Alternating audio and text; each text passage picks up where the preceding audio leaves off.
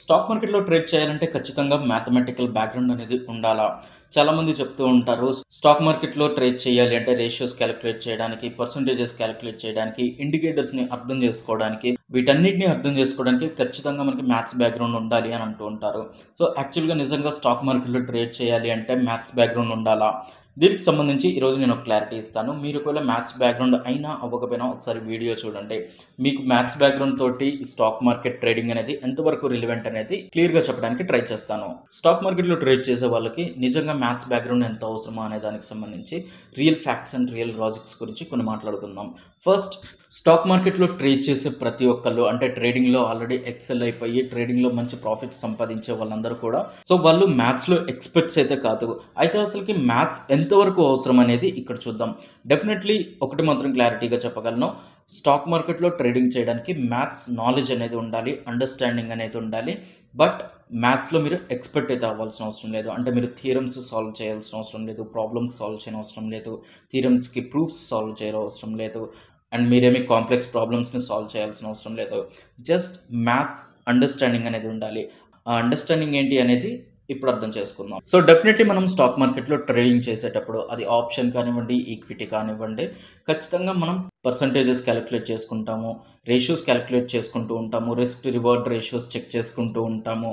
And definitely ప్రాబబిలిటీని check చేసుకుంటూ ఉంటాము. So, ఇవన్నీ కూడా మనకి మ్యాథ్స్ నుండే వస్తాయి కాబట్టి డెఫినెట్‌లీ మనకి మ్యాథ్స్ డిపెండెంట్ అయితే ఉంది.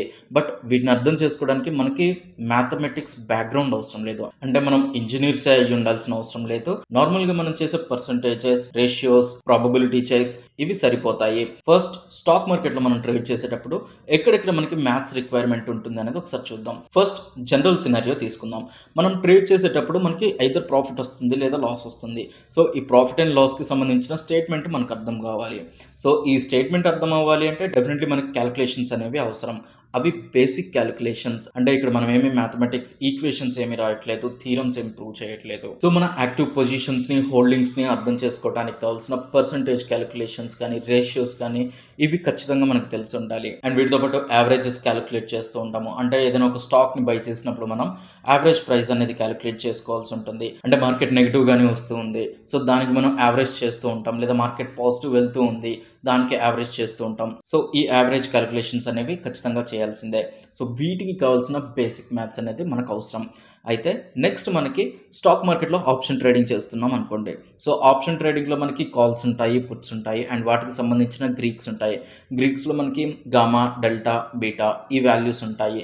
అండ్ టైమ్ డికేని అర్థం చేసుకోవాల్సి ఉంటుంది. సో, ఇక్కడెక్కడ కూడా వీటన్నిటిని అంటే ఈ గామా గాని, డెల్టా గాని, బీటా గాని వీటి ఫార్ములాస్ మీరు ఒకవేళ చూస్తే మళ్ళీ అవేదో మీకు మ్యాథమెటికల్ ఈక్వేషన్‌లో ఫార్ములాస్‌లా కనిపించొచ్చు. బట్ వాటిని మనం కంప్లీట్‌గా మ్యాథమెటిక్స్ ఫార్ములాలో తీసుకోవాల్సిన అవసరం లేదు.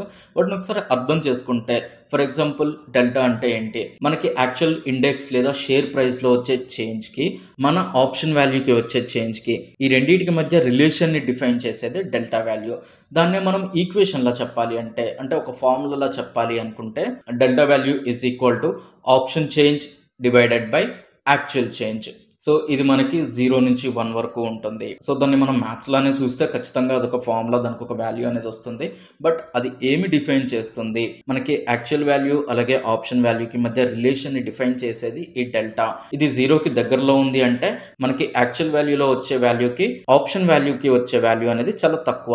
అదే డెల్టా గాని 1 ఉందనుకోండి, మనకి యాక్చువల్ వాల్యూలో ఎంతైతే చేంజ్ వస్తుందో ఎగ్జాక్ట్‌గా ఆప్షన్ వాల్యూలో కూడా అంతే చేంజ్ వస్తుంది.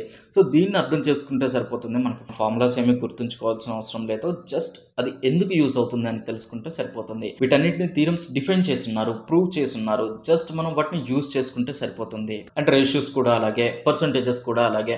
పర్సెంటేజెస్ అనేది డెఫినెట్‌లీ మనం ట్రేడ్ చేసేటప్పుడు percentages calculations, ratio calculations, averages అనేవి చాలా ఎక్కువగా చేస్తుంటాం కాబట్టి ఒకవేళ మీరు కంప్లీట్‌గా మ్యాథ్స్ బ్యాక్‌గ్రౌండ్ అయ్యి ఉండకపోతే అంటే అసలు మీకు మ్యాథ్స్‌లో ఎలాంటి టచ్ లేకపోతే వీటి మీద జస్ట్ కొంత ప్రాక్టీస్ చేయండి. అంటే యావరేజెస్, పర్సెంటేజెస్, రేషియోస్ వీటి మీద కొంత ఎక్సర్సైజ్ చేయండి. డెఫినెట్‌లీ మీకు స్టాక్ మార్కెట్‌లో ఇంకే ప్రాబ్లమ్ లేకుండా ట్రేడ్ చేసుకోవచ్చు. ఎలాంటి మ్యాథమెటికల్ బ్యాక్‌గ్రౌండ్ అవసరం లేదు. ఇక్కడ మీకు ఇంకో డౌట్ రావచ్చు. టెక్నికల్ అనాలిసిస్ చేయడానికి డెఫినెట్‌లీ మనకి మ్యాథ్స్ బ్యాక్‌గ్రౌండ్ ఉండాలి. చార్ట్స్ అండర్‌స్టాండింగ్ ఉండాలి. మూవింగ్ యావరేజెస్ ఉంటాయి. ఇండికేటర్స్ ఉంటాయి. వీటన్నిటిని అర్థం చేసుకోవాలంటే డెఫినెట్‌లీ మనకి మ్యాథ్స్ బ్యాక్‌గ్రౌండ్ అనేది ఉండాలి అని చాలామంది చెప్తూ ఉంటారు. యాక్చువల్‌గా మనకి మూవింగ్ యావరేజెస్ కానీ, ఇండికేటర్స్ కానీ, చార్ట్స్ కానీ వీటన్నిటికి మ్యాథ్స్ బ్యాక్‌గ్రౌండ్ పెద్దగా అవసరం లేదు. చార్ట్ అనేది ఎక్స్ యాక్సిస్, వై యాక్సిస్ ఉంటుంది. మనకి ఎక్స్ యాక్సిస్‌లో టైమ్ ఫ్రేమ్ ఉంటుంది. వై యాక్సిస్‌లో ప్రైస్ ఉంటుంది. ఎంత టైంకి ఎంత ప్రైస్ అనేది చేంజ్ వచ్చింది. సో ఇక్కడ మనం టెక్నికల్ అనాలిసిస్ చేసేటప్పుడు కూడా ట్రెండ్ లైన్స్ డ్రా చేసినా, ఇండికేటర్స్ పెట్టుకున్నా కానీ ఇదే చార్ట్‌లో మనం ఆల్రెడీ డెవలప్ చేసిన ఫార్ములాస్‌ని, వాటి థీరమ్స్‌ని మనం ఇండికేటర్‌లా యూజ్ చేసుకుంటూ ఉంటాం. సో వాటిని అర్థం చేసుకోవడానికి మనకి మ్యాథమెటిక్స్‌లో పెద్ద నాలెడ్జ్ ఉండాల్సిన అవసరం లేదు. జస్ట్ వాటిని చూస్తూ ఆ ప్యాటర్న్స్ అబ్జర్వ్ చేస్తూ మార్కెట్ ఎక్కడ రివర్సల్ అవుతుంది, ఎక్కడ బ్రేక్అవుట్లు అవుతున్నాయి అనేది అర్థం చేసుకుంటే సరిపోతుంది. ఎస్, ఇక్కడ మనం ఖచ్చితంగా అగ్రీ చేయాలి. మ్యాథ్స్ అనేది ఇన్వాల్వ్ అవుతుంది. ఆల్రెడీ మ్యాథ్స్లో బిల్డ్ చేసిన ఫార్ములాస్, థీరమ్స్ వీటన్నిటిని యూజ్ చేసి ఇండికేటర్స్ బిల్డ్ చేశారు. వాటిని యూజ్ చేసుకుని మనం ప్యాటర్న్స్ని ఫైండ్ అవుట్ చేయడం మాత్రం తెలుసుకోవాలి. సో సింపుల్గా చెప్పాలి అంటే ఈ ఇండికేటర్స్ ఏవైతే ఉన్నాయో వీటిని మనం ఈక్వేషన్స్ సాల్వ్ చేయడంలా చూడటం కాకుండా వీటి వల్ల ఎఫెక్ట్ ఏమొస్తుంది, మార్కెట్ వీటిని ఎలా ఫాలో అవుతుంది అనేది మాత్రం తెలుసుకుంటే సరిపోతుంది. అండ్ నెక్స్ట్ పాయింట్, ట్రేడింగ్ ని ఎప్పుడు కూడా గ్యాంబ్లింగ్ లా అస్సలు చూసుకోకూడదు. అంటే చాలా మంది ట్రేడింగ్ ని గ్యాంబ్లింగ్ లా మాత్రమే చూస్తూ ఉంటారు. దాన్ని కానీ ఒక ప్రాబబిలిటీ గేమ్ లో చూస్తే డెఫినెట్లీ అది మీకు చాలా హెల్ప్ అవుతుంది. అంటే గ్యాంబ్లింగ్ అండ్ ప్రాబబిలిటీ గేమ్ ఈ రెండింటికి మధ్య డిఫరెన్స్ తెలుసుకొని గ్యాంబ్లింగ్ అంటే నెక్స్ట్ ఏమవుతుంది అనేది మనం అర్థం చేసుకోకుండా జస్ట్ ర్యాండమ్గా మనం ఆర్డర్స్ తీసుకుంటే అది గ్యాంబ్లింగ్ అవుతుంది. బట్ మనం ప్రాబబిలిటీస్ చెక్ చేసుకొని అందులో ట్రేడ్ చేస్తే అది ప్రాబబిలిటీ గేమ్ అవుతుంది. అయితే ఇక్కడ మళ్ళీ మీరు ప్రాబబిలిటీకి సంబంధించి ఈక్వేషన్స్, ప్రాబ్లమ్స్, ఫార్ములాస్ ఇవన్నీ ఏమి అర్థం చేసుకోవాల్సిన అవసరం లేదు. ప్రాబబిలిటీ అంటే సింపుల్గా చెప్పాలి అంటే అవుట్ ఆఫ్ అన్ని పాసిబుల్ కేసెస్లలో మన ఫేవరబుల్ కేసెస్ ఎన్ని, సో వాటి వాల్యూ ఎంత. సో మన ఫేవరబుల్ ఎక్కువగా ఉంటే మనకి ప్రాఫిట్ రావడానికి ఛాన్స్ ఉంటుంది. బట్ మనకి ఆపోజిట్గా ఉంటే మనకి లాస్ రావడానికి ఛాన్స్ ఉంటుంది. సో ఇది క్యాలిక్యులేట్ చేసుకుంటూ ఎవ్రీ టైం మనం ట్రేడ్ కానీ చేసామంటే డెఫినెట్లీ మనం ప్రాఫిట్ సైడ్ ఉండటానికి ఛాన్స్ ఉంటుంది. అండ్ మల్టిపుల్ ఆర్డర్స్ తీసుకునేటప్పుడు డెఫినెట్లీ యావరేజెస్ని క్యాలిక్యులేట్ చేసుకోవాలి. అంటే మనం ఎంత ఇన్వెస్ట్ చేస్తున్నాం, దాన్ని స్ప్లిట్ చేస్తున్నామా, స్ప్లిట్ చేసేటప్పుడు ఏ బేస్ మీద స్ప్లిట్ చేస్తున్నాం, వీటన్నిటికీ ఒక క్లారిటీని మెయింటైన్ చేయాలి. ఇది ఖచ్చితంగా మ్యాథ్సే అవ్వాల్సిన అవసరం లేదు. బట్ ఒక క్లారిటీ ఉన్నా కానీ అది వర్క్ అవుతుంది. సో సింపుల్గా చెప్పాలి అంటే అది ఇన్వెస్టింగ్ కానీ ట్రేడింగ్ కానీ మ్యాథ్స్ అనేది మీ క్యాపిటల్ని సేవ్ చేసుకోవడానికి యూజ్ అయ్యే ఒక లాంగ్వేజ్. సో దాంట్లో మీరు ప్రో అయి ఉండాల్సిన అవసరం లేదు. మ్యాథ్స్ లాంగ్వేజ్ మీకు అర్థమై ఉంటే సరిపోతుంది. సో ఫైనల్గా క్లోజ్ చేసే ముందు చెప్పేది ఏంటంటే ట్రేడింగ్ చేయాలంటే మ్యాథ్స్ డిగ్రీస్ అయితే మనకు అవసరం లేదు. బట్ మనం నెంబర్స్ తోటి కంఫర్ట్ ఉండాలి. నెంబర్స్ క్యాలిక్యులేషన్స్ తోటి మనం కంఫర్ట్ ఉండాలి. డెఫినెట్లీ మనం క్యాలిక్యులేషన్స్ చేయకుండా ట్రేడింగ్ అయితే చేయలేము. బట్ ఆ ట్రేడింగ్ చేసే క్యాలిక్యులేషన్స్ని మనం మ్యాథ్స్లో చూడాల్సిన అవసరం లేదు. అవి బేసిక్ క్యాలిక్యులేషన్స్ మాత్రమే. ఎస్, మార్కెట్ యొక్క లాంగ్వేజ్ మ్యాథ్సే. బట్ ఆ లాంగ్వేజ్లో మనం ప్రో అవ్వాల్సిన అవసరం లేదు. జస్ట్ అర్థం చేసుకోగలిగితే సరిపోతుంది. సో మీకు ఒకవేళ మ్యాథ్స్ బ్యాక్గ్రౌండ్ కానీ లేకపోతే మీరేం దాని గురించి భయపడాల్సిన అవసరం లేదు. చిన్న ఇన్వెస్ట్మెంట్ లేదా చిన్న ట్రేడింగ్స్ తోటి మొదలు పెట్టండి. డెఫినెట్లీ మీరు అందులో సక్సెస్ అవుతారా అవ్వరా అనేది మీకు తెలుస్తూనే ఉంటుంది. ఆ చిన్న ఇన్వెస్ట్మెంట్ని కొంత ఇంక్రీజ్ చేసుకుంటూ ఉండండి. బ్యాలెన్స్డ్గా ట్రేడ్ చేయండి. స్ప్లిట్ చేస్తూ ఉండండి. రిస్క్ టు రివార్డ్ క్యాలిక్యులేట్ చేసుకుంటూ ఉండండి.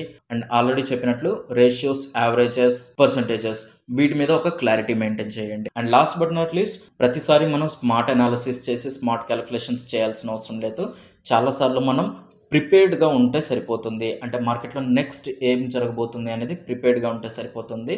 క్యాలిక్యులేషన్స్ కంటే కూడా ప్రిపరేషన్ అనేది చాలా ఇంపార్టెంట్. ఒకవేళ మీరు కానీ మ్యాథ్స్ బ్యాక్గ్రౌండ్తో వస్తే డెఫినెట్లీ మార్కెట్లో మీకు చాలా మంచి ఆపర్చునిటీ ఉంటుంది. మీకు మ్యాథ్స్ అర్థమవుతుంది కాబట్టి, అంటే మార్కెట్ లాంగ్వేజ్ అర్థమవుతుంది కాబట్టి మార్కెట్ని ఇంకా ఎక్కువ అర్థం చేసుకోవడానికి ట్రై చేయండి. అండ్ దాంట్లో మీరు సక్సెస్ అవ్వడానికి కొత్త వేస్ని ఫైండ్ అవుట్ చేయండి.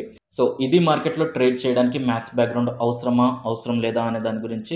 ఈ వీడియో కానీ మీకు నచ్చితే లైక్ చేయండి. అండ్ ఈ వీడియో మీ ఫ్రెండ్స్కి కానీ హెల్ప్ అవుతుంది అనుకుంటే మీ ఫ్రెండ్స్కి తప్పకుండా షేర్ చేయండి. అండ్ ఈ ఛానల్ని ఇంతవరకు సబ్స్క్రైబ్ కానీ చేసుకున్నట్లయితే ప్లీజ్ సబ్స్క్రైబ్ చేసుకోండి. అండ్ సబ్స్క్రైబ్ చేసుకోగానే పక్కనే ఉన్న బెల్ ఐకాన్ని క్లిక్ చేయండి. Thanks for watching.